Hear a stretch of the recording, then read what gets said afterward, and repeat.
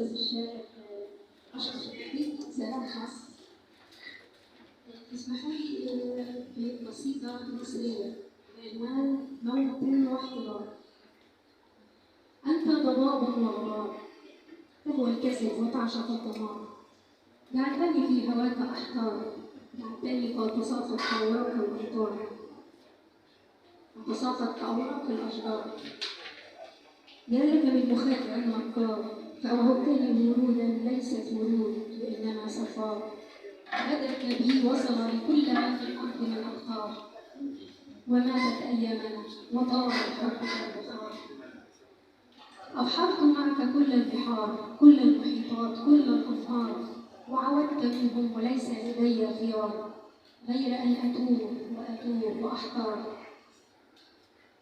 إني حقا كنت بك شديدة الانبهار، ولكنك شيدت بيننا كثيرا من الأسوار، وجعلتني أعيش معك ليس في حب بل في موت واحتضار.